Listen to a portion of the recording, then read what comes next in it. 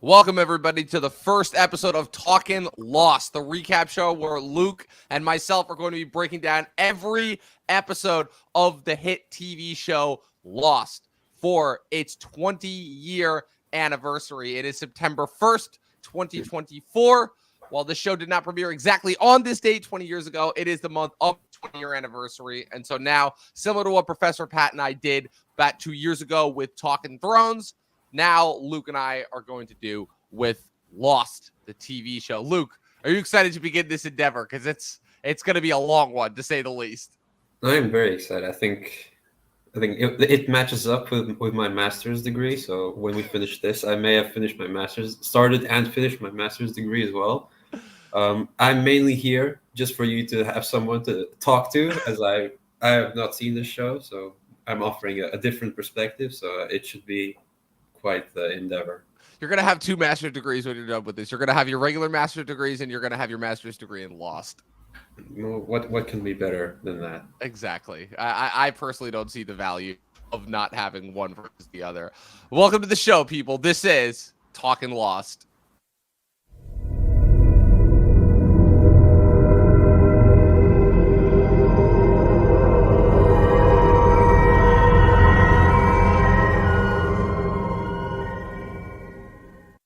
See how many times I can play that before I get pulled down for copyright strikes. All right, people. So we're here to talk about Lost, the show that I have often talked about in the past. Chris has talked about it on the show before. Chris and I covered it all the way back in 2020 as for his birthday episode, as Lost is Chris's self-admitted favorite show of all time. This is famously the show that was on network TV, developed by Damon Lindelof and what's it called, Nick Cuse, as well as J.J. Abrams, who came in and directed this two-part pilot as well. The general premise, for those who have not seen it, is about a bunch of people who get in a plane crash, wind up stranded in the middle of a desert island, and while the process of trying to get rescued, discover that there may be a lot more to this island than they discovered. So, Luke, as somebody who has never seen the show before, but obviously has heard a lot about it through, kind of our circles on the internet and obviously through the grapevine, as this is one of the earliest shows to promote an online internet discussion. What were your thoughts after having seen the pilot for the first time? Well, I knew that it was this mega thing back in the day. My mom's even seen it somewhat recently. So I don't really know anything about it. I know like a very few vague things, some things you put in the show doc, and I know that people don't love the ending, but from what I've heard, it's like the mystery the answers could never live up to the mystery. But in this first pilot, it's only the pilot, so not much has happened, but I'm in. Like there's enough intrigue there, so they've done that job. Yeah, Lindelof, obviously, this is not the first show this is not obviously the only show that he's done. He contributed The Leftovers and Watchmen, both to HBO, both of which I thought were absolutely spectacular. I have one season left of The Leftovers. I watched all of Watchmen in real time. Really, really enjoyed those. But this was really like his first, like, kind of big claim to fame. I have that somewhere. I have this in the backstory, obviously, of the show, that the show was initially conceived by Lloyd Braun, who was the head of ABC at the time, while on a vacation in Hawaii, as a TV adaptation of Castaway, crossed with Survivor. He pitches the ideas at network executive gathering at Disney's Grand California Hotel and Spa. Senior VP Tom Sherman saw potential and ordered an initial script from Spelling Television. Spelling producer Ted Gold had writer Jeff Lieber pitch to ABC, the pitch being called Nowhere. And then unhappy with the script and subsequent rewrites, Braun contacted J.J. Abrams, who'd already developed Alias for ABC and also Felicity in the past, in order to write a new script, but Lieber would still gain credit for the pilot as well as a created by credit through binding arbitration via the Writers Guild. And the one inviolable edit was that the title was to remain Lost. Abrams warmed to the idea if the series would have a supernatural element and if he would have a writing partner. And then in comes ABC executive Heather Kadin, who introduces him to Damon Lindelof, who at the time had been writing for shows like Nash Bridges and Crossing Jordan. And the big thing, and Chris has told me about this in the past, the big thing that really like kind of where this connects is that JJ and Lindelof both respectively connected over their love of Star Wars, specifically this one Star Wars character. I can't remember who.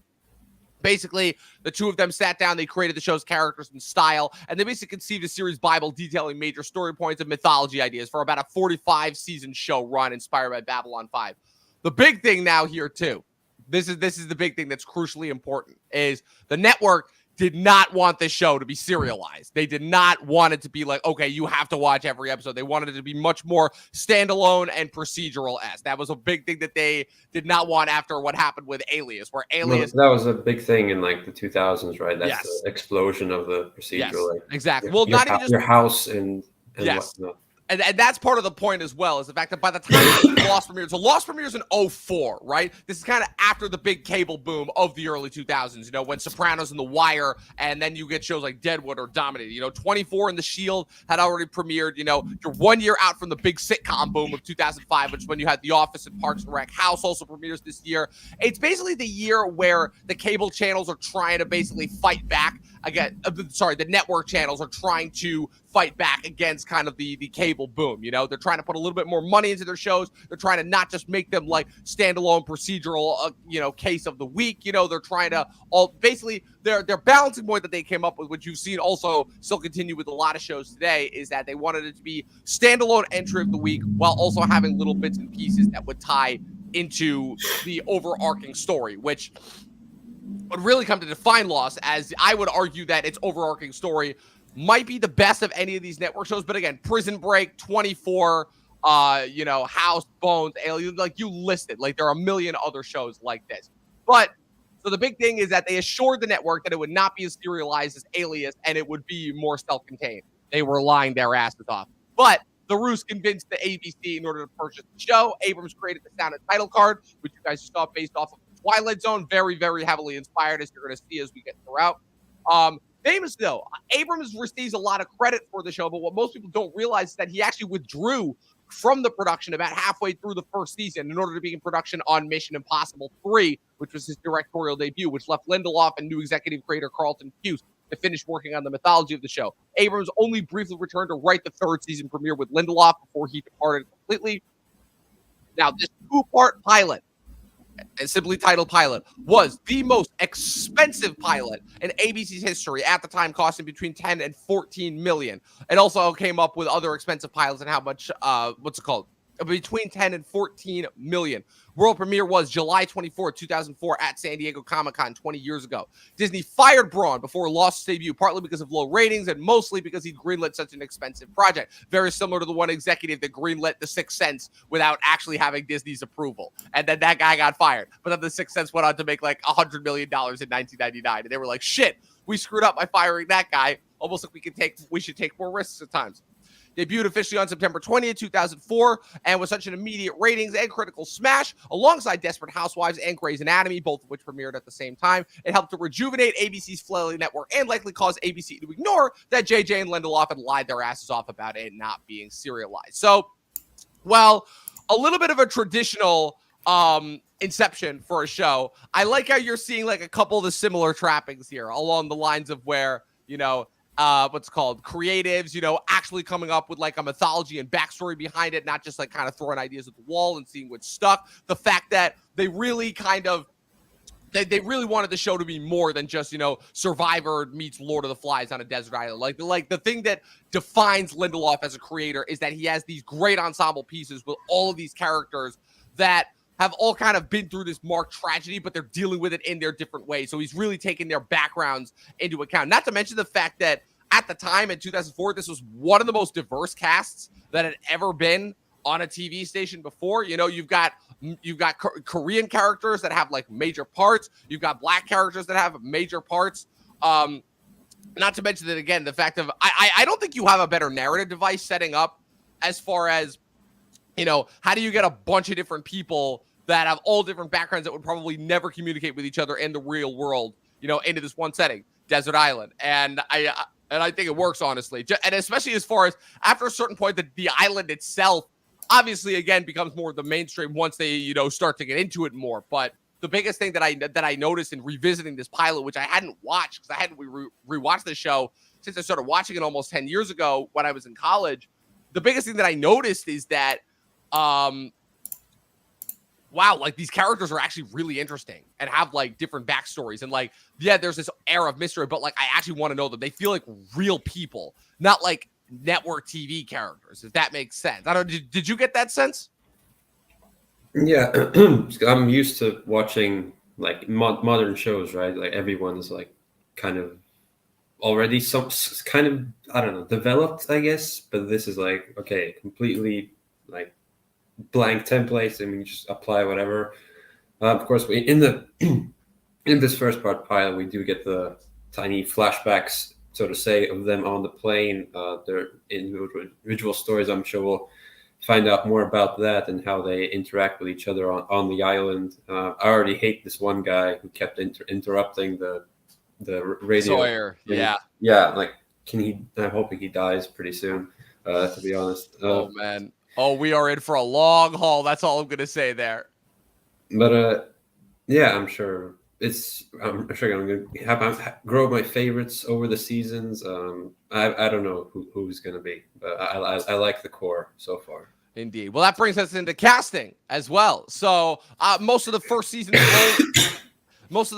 roles came from executive producers like various actors. So fun fact, actually, so we're introduced to 14 major name characters that are credited in the main cast, that being Matthew Fox as Jack, Evangeline Lilly as Kate, Jorge Garcia as Hurley, Dominic Monaghan as Charlie, Josh Holloway as Sawyer, Naveen Andrews as Saeed, Emily DeRavin as Claire, Ian Somerhalder as Boone, Maggie Grace as Shannon, Harold Perrineau as Michael, Malcolm David Kelly as Walt, Daniel Day Kim as Jin, Yoonjin Kim as Sun, and Terry O'Quinn as Locke.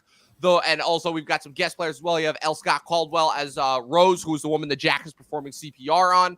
Fun fact, actually, Matthew Fox portrays Jack in the pilot. Originally, when they were conceiving it, Michael Keaton was initially supposed to play Jack, who was originally supposed to die in the pilot, rather than it being the actual pilot. In the original, it was conceived that Jack would die and Kate would rise as the new leader of the survivors, originally being conceived as a middle-aged businesswoman whose husband apparently died in the crash, a role that later went to Rose, portrayed by L. Scott Caldwell. Dominic Monaghan and Jorge Garcia both auditioned for Sawyer, who was originally a slick suit-wearing city con man.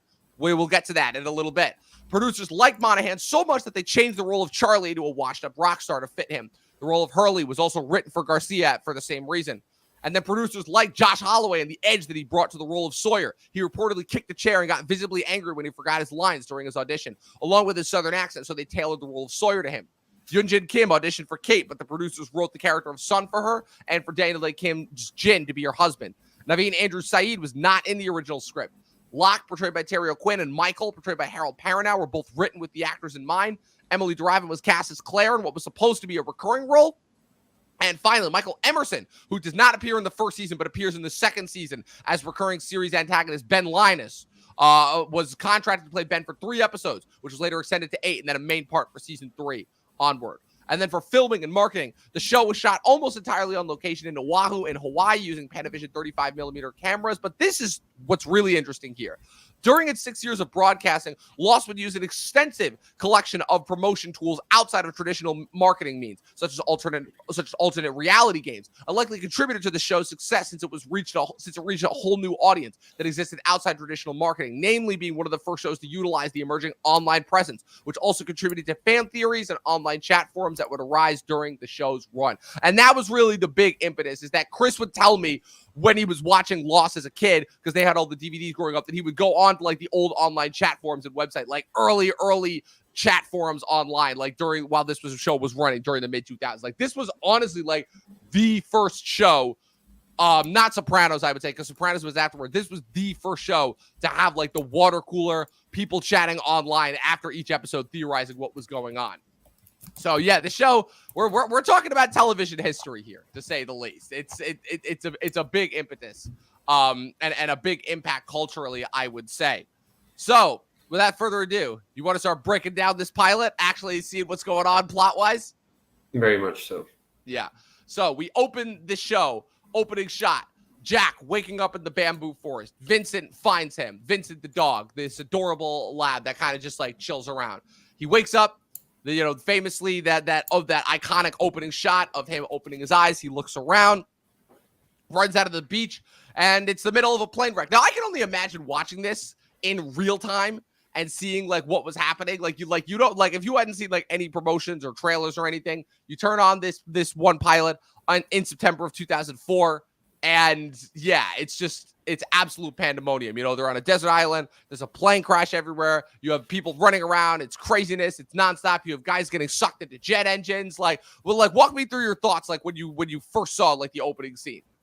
Well, I've probably seen like general images of what the pilot was. I know the concept of the show. I can assume what the first scenes are going to be. So, okay, this is our main guy. I'm gonna try and remember his name because I'm bad with names. Yeah, there's a lot of names to remember. You'll remember them as time goes on. I'm gonna need a few seasons for that. Yeah. Okay, I already like him. He's being like quick and resourceful, like helping people, and yeah, explosions are always nice, especially back then when explosions had some more kick to them than they do now. Yes. I feel.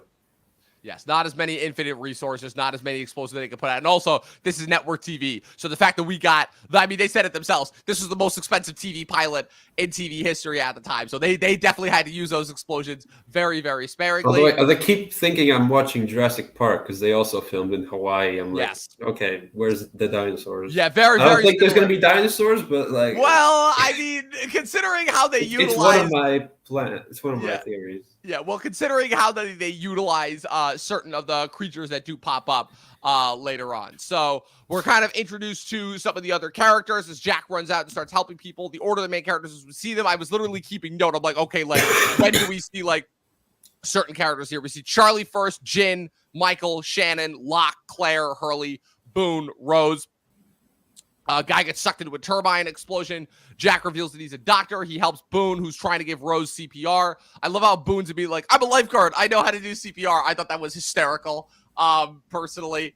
And I love how, too, again, like, just for me, like when I go back and watch the show and knowing the history of TV and knowing what all these actors would go on to do after the fact, you know, obviously Evangeline Lilly with the Ant-Man movies, Dominic Monaghan had literally just wrapped Lord of the Rings and then went right into the show. Ian Somerhalder for me is still one of the funniest instances as far as being a contribution to the main cast, because obviously for me he's still Damon from the Vampire Diaries. Maggie Grace playing Liam Neeson's daughter in the Taken movies, which I believe she would book right after she left the show. And that's not even getting into some of the other cast members who we haven't even been introduced to yet. But obviously, Daniel Day Kim has been in a lot of things. Harold Perrineau has been in a lot of things TV-wise. Terry O'Quinn. Again, these are TV staples right here. What's it called? So Jack helps Boone give Rose proper CPR. He has Hurley watch over a very pregnant Claire. Which of course it's like, oh man, how do you heighten the stakes and the circumstances even more than they already are? Introduce a pregnant woman on a desert island. What could possibly go wrong there? What's it called? And once the dust is settled, once it seems like everybody has like kind of, you know, gotten to safety after the initial hullabaloo, he goes off into the woods in order to treat a massive scratch that he has on his back. He runs into Kate, asks him to help him sew up the injury. This would be a recurring bit throughout this pilot is you know, people, random civilians having to help Jack perform crazy life-saving surgeries. Jack's also history as a doctor will come into play here. Sawyer watches everything from afar, smoking a cigarette. Saeed has Charlie help him with a fire. Rose kisses her wedding ring. Michael comforts Walt. Jin tells Son to stay by his side and follow everything that he does. You know, little bits right here in order to kind of help establish the ensemble right here. Again, but it's doing what a pilot should do in the sense of where we know who our main guy is and we're getting introduced slowly to our cast. Because again, this is a big cast. This is a lot of cast members. And the good thing is that it's one of those instances where the structure of it, where it's one of those things where the structure of network TV is set up to really, really help this. Help this structure in terms of, you know, you got a lot of characters. You're going to need a lot of time in order to get to know them, at least the main parts. And again, all the multi-parters included, there are 25 episodes in this first season. It is a lot of episodes. This was network TV at its finest. And man, do we get to know every one of these characters and then some. Yeah, even just like thinking about this as a pilot compared to just as an example of where we are now, like the Disney Plus Marvel shows, where I think every single so-called pilot, they're not pilots, they're just like the first part. Like they're slow, it's just kind of a slog to get through, and at the end you get some kind of reveal type thing. Here it's like, okay, they're on the island. You're already thinking, okay, what are they doing here? Why did the plane crash? Who are these people?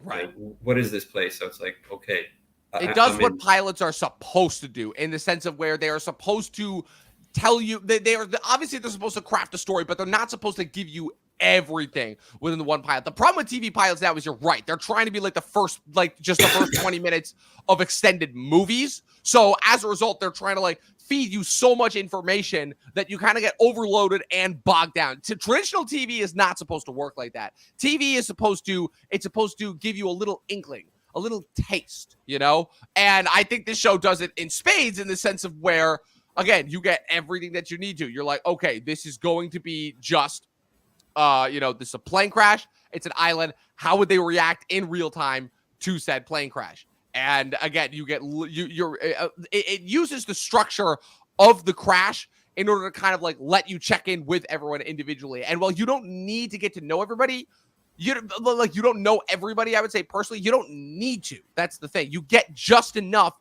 from watching everybody along the way. You know, you get just enough sense of in order to determine Jin and Sun's relationship, Michael and Walt. You see Locke kind of just sitting off on his own, you know, kind of just contemplating everything. The big focus is obviously within these first two episodes are, I would say, Jack, Kate, and Charlie, at least for the first episode. Then the second episode, the second part, we get more of we get more intrigue on Sayid and Sawyer, and then Boone and Shannon, honestly, and then Hurley as well.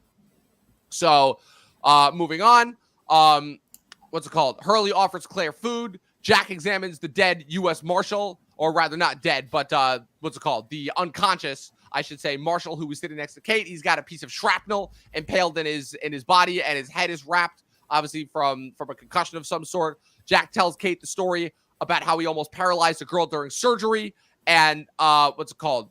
Basically, that he only let himself have 5 seconds of fear come in because he accidentally ruined her what's it called? The base of her spine. Spinal, Yeah, some sort of like spinal. And then he locked in. But then he locked in and he got it sewed up and he worked it out. He may be lying a little bit during that story. That's all I'm gonna say. But he says I meant to use that strategy. Just like, okay, 5 seconds. 5 seconds, and then boom, lock in. That's all. Hey, it works, honestly. From what I've heard, it does work. What's it called? So Jack tells Kate that he blacked out during the crash. Kate says that she saw the whole thing, that she saw the tail end rip off, because that's another big thing that's established that is important for the show, is that when the plane crashes, it splits in half, and the tail end crashes on another end of the island. Jack says that they need to follow the smoke so that they can find the cockpit and potentially find the transceiver that every plane is equipped with in order to send out a signal in order to help the rescue party. Just then, a roaring noise comes from the jungle. Walt wonders if it's Vincent. I don't think that Labradors make a noise. It sounds like that. So, Luke, given that this is your first introduction to what I'm going to call the smoke monster, you know, because while we don't see it in physical form, we hear it. And, oh, man, it is a big part of what happens here. What did you think? Does that give you any inclinations as far as what could happen? You say Smoke Monster, I think the second Hunger Games movie. But I thought it was maybe something mechanical initially. Yes. I don't know how supernatural the show is gonna get, so I don't really want to know that much. So currently, I'm thinking something mechanical. Let's just go with that. It's very interesting in the sense of how the show mixes like mechanical, technological with more of the supernatural, because you're right in the sense of that it does have a mechanical sound. I think that's what's so interesting about it when they were doing it in the sound design, where I think that they were trying to potentially work around with the ambiguity of it. They weren't sure if they wanted it to actually be real or in the survivors' heads, honestly, which may be the source of the mechanical. It may be like some collective trauma, PTSD of the crash for the survivors. So I do find it very interesting going back listening to it. I obviously know what it is, and you will see what it is as we go forward. But for now, I've been reading Stephen King lately, so I have that impacting my thoughts. Like, yes. Is it a freaking Wendigo or something? Yeah, we don't know. But all I'm gonna say is, like I said, this island has some secrets, to say the least, and that is just the tip of the iceberg. So the next day, Jack and Kate start heading toward the pilot. Charlie volunteers to go with them. Jack tells Boone to keep an eye on if some of the survivors they patched up. On the walk, Charlie tells Kate about his band, Drive Shaft, that he was in, the one-hit wonder. What's it called? Apparently, they were only famous for the one song. We're gonna get more backstory in that, but essentially, Charlie and his brother are in this punk band called Drive Shaft, and they are famous for that one song, "You Are Everybody." A tropical storm starts out of nowhere. Locke stays out in the rain, smiling. Jack, Kate, and Charlie find the cockpit. They climb inside. They find the pilot, played by J.J. Abrams' regular Greg Grunberg, who also portrays the mind-reading guy in Heroes. He's been in a million other things. He was in Star Trek and the most recent Star Wars movies. The pilot tells them that, unfortunately, the radio went out. So they tried to reroute to Fiji, but they hit turbulence and went 1,000 miles off course, meaning that right now the rescue party is looking for them in the wrong place. He shows them the transceiver on the seat next to him. Just then, the monster arrives and sucks the pilot out of the cockpit. And I kept rewinding. It's like, okay, do we get a glimpse at it? No. But there's too much shaky cam in order to cover up for the fact that they basically just have like the pilot on a wire that's being sucked out. Yep, he's gone. It's like, so much for getting used to the pilot. I believe that in the original script, they initially had Jack getting dragged out as well, but obviously they changed that. What's it called? A brief flashback shows Jack on the plane moments before the crash. He's trying to comfort Rose since she doesn't do well with flying. Charlie runs past them. What's it called? Back in the present, Jack, Kate, and Charlie run from whatever the monster is. Charlie trips. Jack goes back for him. Kate hides in a tree. She uses Jack's counting technique to calm down. Charlie finds her. They go back looking for him. They find Jack underneath the pilot, whose body is sprawled, tangled up in some trees, dead. End of part 1. So already, before we even get into part 2, this is setting us up for some intrigue. We're set up that, this island is not your typical island. The plane, when it crashed, it's 1,000 miles off course. The rescue party doesn't know where we are. The transceiver, we don't even know if it works. And so as of right now, they're like, this is setting up. We are on our own up against whatever the hell is on this island. So already, Luke, your brain is theorizing. You're trying to figure out like what the hell is going on, And I think that again is kind of the modus operandi, and it's kind of how they stumbled onto Gold, which is where they're like, okay, if we can keep the audience guessing and theorizing throughout this whole thing, they're gonna be intrigued. And it's both the best thing and the worst thing about the show, in the sense of where, yes, I am always constantly intrigued and I want to know what's going on. And even going back and rewatching stuff, knowing what's going to happen, there's so much interest and pathos and depth with the characters. My only gripe is I wish that they had made that more of the front and center. They did for the first couple seasons, and I thought they did a really good job with balancing it out. But as the show got on and the show became much more so plot focused, once it kind of moved past like getting to know the characters, that's kind of when it started to get a little irritating, in the sense of where, like we have more and more mysteries upon mysteries upon mysteries. And after a certain point, it's like, you're just jerking us around, And unfortunately, it's a technique that certain other shows would run with to a point where it would get like irritating, namely The Walking Dead. The Walking Dead would be notorious for trying to keep people on the limb just in order to keep them coming back and watching. So, I mean, what are your thoughts, Luke, on TV shows using that as a strategy? So, like the mystery aspect of things. Yeah. Maybe like the closest thing that I've watched is The 100. Have you seen that? I have not, no. But I've heard that The 100 is another show that's very heavily influenced by Lost. I could see that. I've never actually watched the last season. I've tried to attempt a few times. Basically, it's nuclear war has happened. Humans live in a space station, and they send down 100 teenagers to see if the Earth is survivable. Teenagers. It's a YA thing. It's a YA thing. So, and they're that every season there's a new mystery. And it works. There's character conflict, so I guess that's the closest thing to it, and it definitely keeps the audience guessing and watching until the show eventually runs out of steam. Because that show, it went a bit crazy, and I kind of tapped out. This one we'll see. It's only the first episode we're discussing now, and then part 2, obviously. If you can keep me watching, that's good enough. Yeah.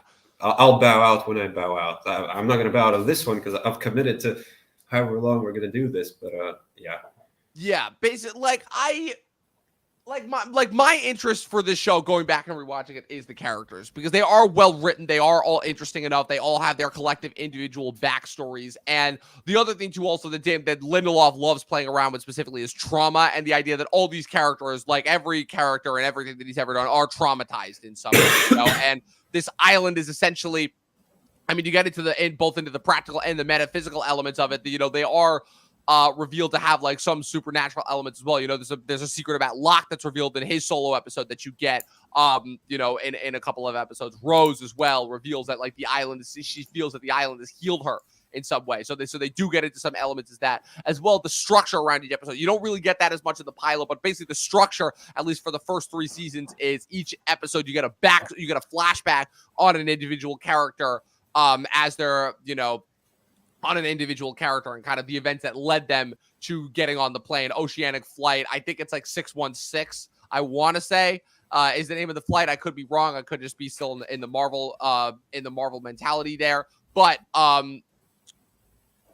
yeah, so since that's kind of the focus of the show, honestly, going forward, it's when you get into more of the supernatural elements on the island. Yeah, that stuff is fun, but that's not necessarily like kind of the reason for why I started watching the show. So I'm going to be interested to see how that measures up as we get away from the character building. So going into part 2, Jack, Kate, and Charlie walk back to the beach. Charlie asks about the transceiver. Flashback shows Charlie running to the bathroom in order to do heroin at the time of the crash. Shannon, I have in parentheses useless, talks with Claire on the beach, considering that Shannon is probably the most useless character and probably the worst character of the batch for this entire first 2-season run, literally to the point where her own brother is calling her out on it. Consider the fact that she is just suntanning and has been doing nothing but complaining while everybody else has been going around trying to help fix everything and survive. Michael looks for Walt, who's looking for Vincent, runs into Jin and Sun. Already some animosity being established here between these guys. Walt discovers some handcuffs on the beach. Jack and the others come back. They bring up a fight going on between Saeed and Sawyer. Sawyer accuses Saeed of having crashed the plane. Some good old mid-2000s post 9/11 racism going on right there. Love it. Love to see it. Saeed starts working on the transceiver. Hurley comes up, starts talking to him, tells him that he fought for the Republican Guard in the Gulf War. Again, another little bit of like sprinkling in some character bits. The fact that he establishes like, yes, I'm a veteran. I'm a soldier. So Hurley naturally assumes, oh, cool, you were on our side, right? And Saeed's like, yeah, maybe not. Maybe not. But again, showing that like he kind of gives Hurley this look as like, oh, ask me more about it. Please ask me what I did during the war. And we're going to get into that. Again, just love this stuff. Love again, like the little sprinkling. How do you get all these various people in this one location? Exactly. Exactly, because they did establish that this flight was flying from Australia back to California when it crashed. So Kate bathes in the ocean. Sun tries to talk to her, but of course, as of right now, Sun and Jin both only speak Korean, although Sun does secretly know how to speak English, but that is not revealed yet. Saeed tells Kate that he's got the transceiver working, but they're not getting a signal and that they need to get to higher ground. Kate tells Jack, who is against the idea after their encounters with the monster and the pilot. But Kate tells him that they have to try. Jin offers handmade food that he was working on, collecting fish to Hurley, who refuses. Michael tries to comfort Walt over the missing Vincent. Jack asks Hurley to look for drugs in order to help fix the injured Marshall. Charlie starts to go through withdrawal. Boone tells Shannon that she's being useless. Angry Shannon volunteers to go with Kate, Saeed, and Charlie up the mountain to try and get a signal. Boone goes with them. Sawyer watches from afar and then decides to join. Jack tells Michael that he saw Vincent in the jungle the other day. Walt runs into Locke, who tells him... Will we see the dog again? We will see the dog again. Okay, yes, good. I can promise that we will see the dog again. We will see adorable Vincent again. What a name for a dog, Vincent. It's a great name, Vincent. What's it called? I wonder if they ever get into the backstory of how he was named there. I mean, after Vincent Chase, perhaps? Hey, oh, man. Well, this did premiere the same year as Entourage, so there is that. Oh, man. What's it called? Walt runs into Locke, who tells him the history of backgammon. Walt tells him that he grew up in Australia with his mom, who just recently passed away. And Locke is telling him, oh, man, you've had a hard run of things. Already setting up Locke as kind of this, like, mysterious, like, ancillary force, ultimately. What do you think of Locke so far? What's your thoughts on him? I'm slow. As you read through this, I'm trying to... Remember which guy is this? Okay, he did that. So that's Locke. Okay. Yes. Locke does seem a bit mysterious. He was just kind of sitting in the rain for that bit. We don't know what he's going to tell him, that you want to know a secret, and then he cuts away. I guess yes. We'll find out eventually what that is. But yeah, I'm just trying to piece together who am I interested in most through these first 2 episodes. Yes, Locke is definitely one of them. Yeah, Locke obviously would emerge as a fan favorite character as the show goes on. Right now, again, I'm just being reminded of all my favorites. Saeed is one of my favorites. Hurley is one of my favorites. Charlie, tragic character, as you see, one of my favorites. Even Sawyer, where I keep forgetting how much of that Sawyer is that classic case of like he's such an asshole in those first 2 episodes. But like as you learn more about him and his backstory as time goes on, he does end up becoming one of my favorites. Jin and Sun, obviously, I forget how like kind of ancillary and separated they are from everybody else. Man, just like some of the staples of the first couple seasons that, man, I just miss them. I really, really do. What's it called? Continuing on. Jin offers his food to Claire, who was saying earlier that she couldn't feel the baby kicking after they crashed.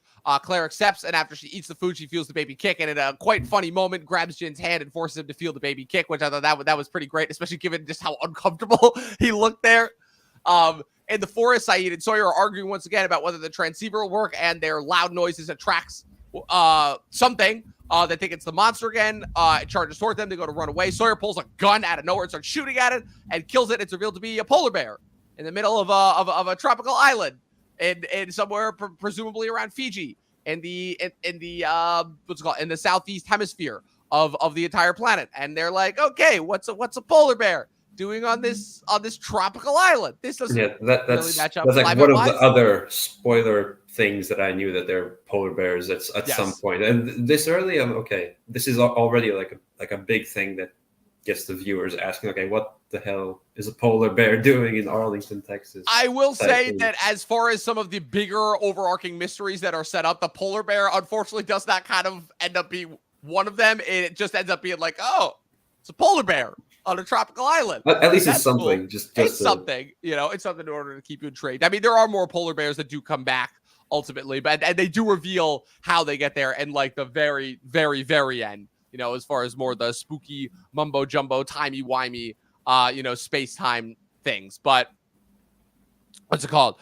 Back on the beach, Jack performs surgery on the Marshal with Hurley's help. Hurley passes out from there being too much blood. In the jungle, the group argues over the polar bear. Kate asks Sawyer where he got the gun from. Sawyer says it was from the Marshal. Saeed theorizes that he was the Marshal prisoner. Kate takes the gun, dismantles it with Saeed's help. Flashback reveals that it was actually Kate who was the Marshal's prisoner. You'll see why that is once we get into her flashback episode, which I believe is either the next episode or it'll be at some point.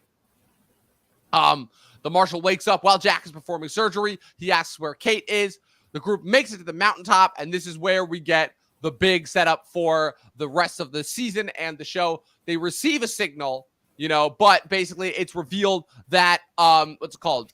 Saeed can't send out a signal because they are receiving a signal from somebody else on the island who is transmitting, and it's a message in French. They have Shannon decipher it, and they basically discover that it is a message that has been on a loop for 16 straight years of a French woman pleading in French for someone to come and save them. Obviously this is revealed to be the character of Danielle Russo, who we will meet later on at a certain point. So a couple things that are established here with this ending message. One, these survivors are not the only ones on the island. Two, there are people who've been stranded on this island for 16 years, which raises question number 3, where the hell is this island located? So already we cut to black and we are set up for a lot of mysteries, some of which will be answered by the end of this first season, some of which will be answered over the course of the entire show.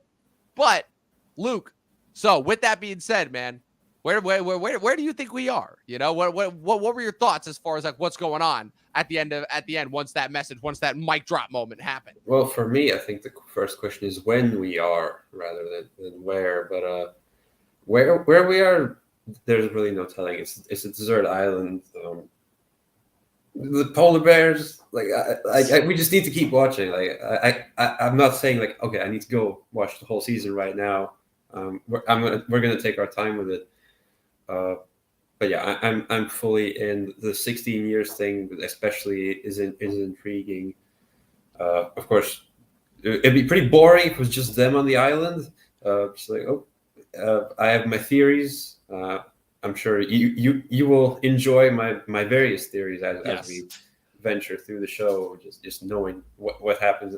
But yeah, there's a lot to unpack. There's a lot to explore. It's going to be great, especially given that, obviously you are a first-time viewer of the show. We've heard all of us talk about the show before, but obviously, we have, I have watched the show, Chris has watched the show, and Yolo has watched the show. So, a couple of other of our friends within the YouTube space have all watched the show.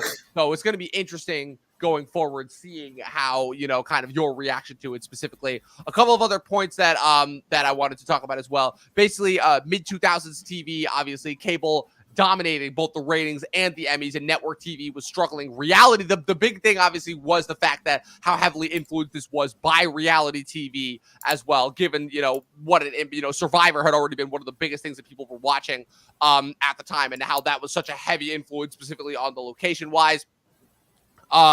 What's it called? My point, I guess, my thesis statement that I'm trying to start with this one, which was similar to what I did with Talkin' Thrones. Talkin' Thrones, the goal was we wanted to figure out kind of what went wrong with the show ultimately, how the show was the biggest thing on TV for 10 straight years, and then for those brief couple years after the 8th season, it felt like the show had just vanished completely before it kind of crept back into the pop culture sphere with House of the Dragon. Lost is a little bit of a different beast in the sense of where this was arguably like that not only had such an impact on TV in general, but also the impact on the culture, especially given that unlike Game of Thrones, which was a pretty big IP, Lost is an original concept. So the fact that an original concept has this big of an impact on the culture base, we really hadn't seen anything like this really since Star Wars, obviously, because Star Wars also obviously is an original idea, not based on any pre-existing IP. So Dune. kind of, it's based on Dune. Okay, if you want to go that far. Well, if you want to go that far, it's also a Hidden Fortress as well from Kurosawa. So it's kind of a mix of the two. But basically, I have to get my Dune propaganda. Yeah, you do. Yeah, you do. Especially because I finally also, I don't know if you can see my bookshelf back there. I did spot that. Yeah, I just recently got Dune Messiah, so that's so that will be one of my next reads. But the biggest thing that we're trying to figure out is how Lost ended up being the most important show in the transition from cable to streaming, how it taught certain TV showrunners and producers going forward what to do and what not to do, possibly how it also contributed to shorter episode counts going forward, as you will see. Lost midway through its run also had to deal with the late 2000s writer's strike. We just honestly, suffered through the most recent writer's strike, but Lost was heavily impacted by the writer's strike. And what you saw was it drastically decreased the amount of episodes going from the first 3 seasons to the later 3 seasons. The first 3 seasons had about 22 to 23 episode run counts. The last 3 seasons only had about 14 to 17 episode run counts, and about half of those were multi-part episodes. And also, what's it called? And also, like I said, how it covered like that transition period in TV, which I would argue is the most important transition period in TV, that mid 2000s to late 2000s, because only a couple years after Lost premieres, you get Breaking Bad and Mad Men when cable kind of resumes dominance. And then a few years later, you have Netflix, and we're basically, you have the premiere of Game of Thrones, which is Game of Thrones premieres 1 year after Lost ends, and then 1 year later, you have Netflix really starting to make an impact with streaming. So that's kind of what we're seeking to accomplish with the show, is we're going to see how Lost covers the gamut as far as all of that goes. So before we get out of here, Luke, what is your? Well, I want to get at least one theory from you as far as what could happen in not only the next episode or the next show per episode. So after finishing up this 2-part pilot, what is your one theory that you have going forward? It could be about a character. It could be about the island itself. What is your one theory? Okay, all I know is there's some kind of bunker, but not to go too specific. I'm gonna say that it's a government facility experiment type thing that's on the island. That's pretty basic, but I'm just gonna roll with that as my primary theory for now.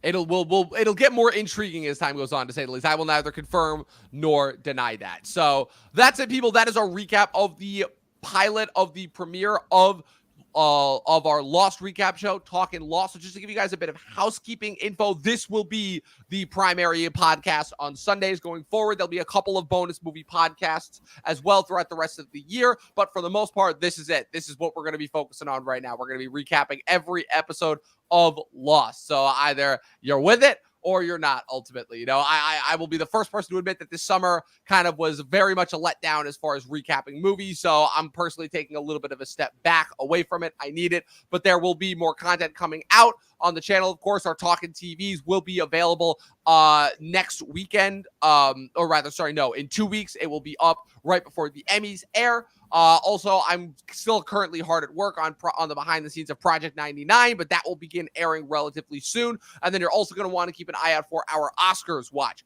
miniseries, where we're going to be breaking down all of the pending fall movies and seeing what Oscars they are going to qualify for as we get ready for the end of 2024. 4th. There's going to be some surprises on there. There's going to be some different choices on there, to say the least. There's also going to be some more bonus episodes as well.